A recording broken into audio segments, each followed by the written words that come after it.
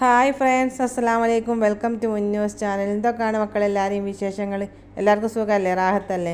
അൽഹംദുലില്ലാഹ് നമുക്ക് ഒരുവിധം സുഖമാണ്. എന്നാൽ നമ്മൾ വീഡിയോയിലേക്ക് കടക്കല്ലേ. ഇന്നത്തെ നമ്മളെ പുതിയ വീഡിയോയിലേക്ക് എല്ലാ കൂട്ടുകാർക്കും സ്വാഗതം. പിന്നെ നമ്മളെ വീഡിയോ കണ്ടിട്ട് ഇഷ്ടപ്പെട്ടിരിക്കുകയാണെങ്കിൽ ഒന്ന് ലൈക്ക് ചെയ്യാനും കമൻറ്റ് ചെയ്യാനും മറന്നു പോകരുത്.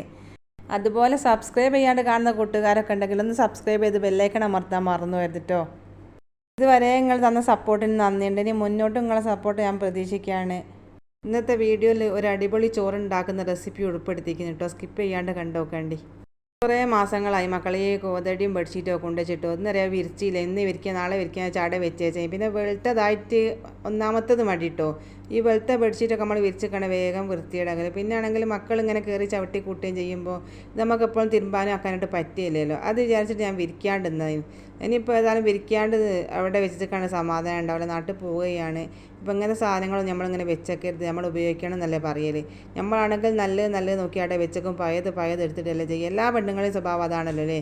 ആരെങ്കിലും വരുന്ന നേരം വിരിക്കുക, അല്ലെങ്കിൽ ആരെങ്കിലും വരുന്ന നേരം എടുക്കുക, അങ്ങനെയൊക്കെ പറഞ്ഞാൽ നമ്മൾ മാറ്റി വെക്കുക. പിന്നെ ആണെങ്കിൽ നല്ല നൈറ്റിയൊക്കെ വാങ്ങിക്കുകയാണെങ്കിൽ അതിങ്ങനെ മടക്കി വെക്കും, പഴയത് ഇങ്ങനെ എടുത്തിടും. അങ്ങനെയൊക്കെയാണല്ലോ നമ്മളൊക്കെ ചെയ്യുന്നത്. ഇപ്പോൾ എല്ലാവരും പറയില്ലൊരു സാധനം കരുതി വെക്കരുത്, നല്ല നമ്മൾ ഉപയോഗിക്കുകയാണ് വേണ്ടി ആർക്ക് വേണ്ടി വെച്ചേക്കാനെന്നൊക്കെയാണല്ലോ ചോദിക്കല്. ഇനി ഏതായാലും നമ്മുടെ കയ്യിൽ നിന്നൊരു മാറ്റം വരുത്താൻ തീരുമാനിച്ചിട്ടോ. എല്ലാം എടുത്ത് ഉപയോഗിക്കണം. ഒന്നും അട്ടിക്ക് വെച്ച് ഞാനവിടെ വെച്ചൊരു കാര്യമല്ലല്ലോ. നമ്മൾ എത്ര കാലം ജീവിക്കുമെന്നും പറയാൻ പറ്റൂല.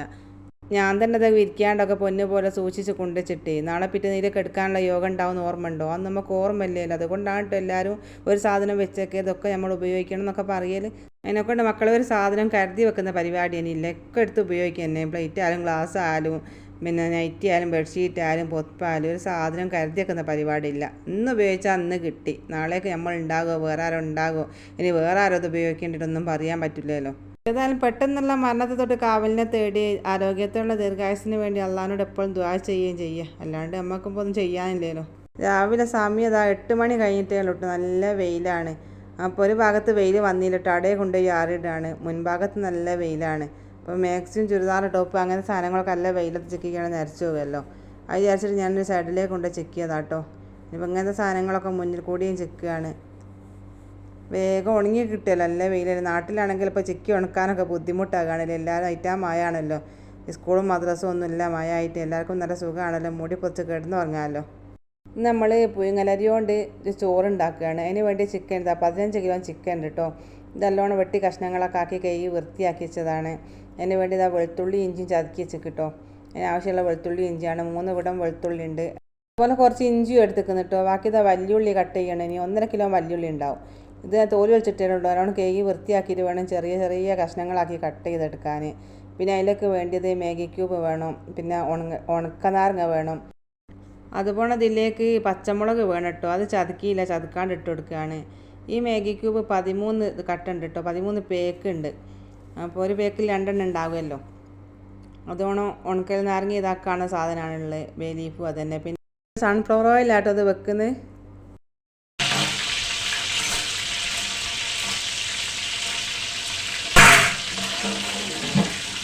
വട്ടച്ചമ്പ അടുപ്പത്തിച്ച് അതിലേക്ക് കുറച്ച് ഓയിൽ ഒഴിച്ചു കൊടുത്ത് പിന്നെ ഏലക്കായ് പട്ട പൂവ് അങ്ങനത്തെ എല്ലാ സാധനവും ഇട്ട് നമ്മളെടുത്ത് എല്ലാ സാധനവും ഇട്ട് കൊടുത്തിരിക്കുന്നത്. പിന്നെ 2 മാഗി ക്യൂബ് ഇട്ട് കൊടുത്തിരിക്കുന്നത്.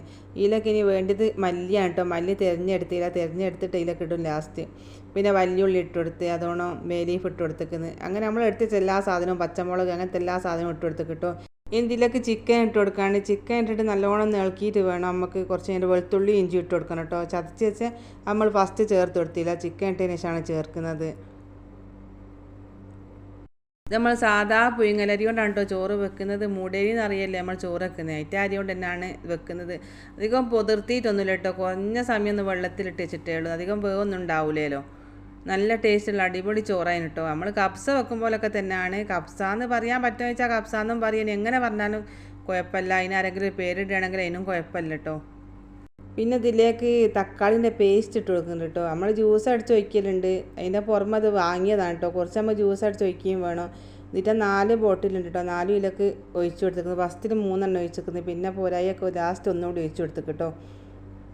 ഇത് 15 കിലോ ചിക്കൻ ഉണ്ട് കേട്ടോ. 15 കിലോ ചിക്കനും ആണ്. പിന്നെ 13 കിലോ അരി ഇട്ടാണ് നമ്മൾ ചോറുണ്ടാക്കുന്നത്.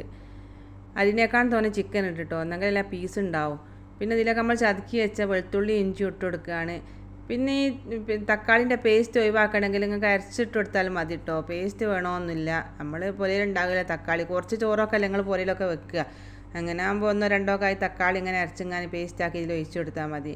അങ്ങനെ ചിക്കനെല്ലാം കൂടി ഒന്ന് കൂട്ടി കലർത്തി ഇങ്ങനെ ഒന്ന് ഇളക്കി കൂട്ടി എടുക്കുക കേട്ടോ. എന്നെങ്കിലല്ലേ ചിക്കനെല്ലാം കൂടി പിടിച്ച് കിട്ടും. പിന്നെ കുറച്ച് മുളകും പൊടിയും കുറച്ച് മഞ്ഞൾപ്പൊടി ഇട്ട് കൊടുത്ത് കിട്ടും. അത് നിർബന്ധമൊന്നുമില്ല, ആവശ്യമുണ്ടെങ്കിൽ മാത്രം ചേർത്താൽ മതി. ഞങ്ങൾ കുറേ വെക്കുന്നുണ്ടല്ലോ, ഈ ചിക്കനിലൊക്കെ എന്തെങ്കിലും ഒരു എരും പുളിയൊക്കെ പിടിക്കുകയാണെങ്കിലേ കുറച്ച് മുളകും പൊടി മഞ്ഞൾപ്പൊടി ഇടാന്ന് പറഞ്ഞാൽ അങ്ങനെ കുറച്ചിട്ടതാണ്.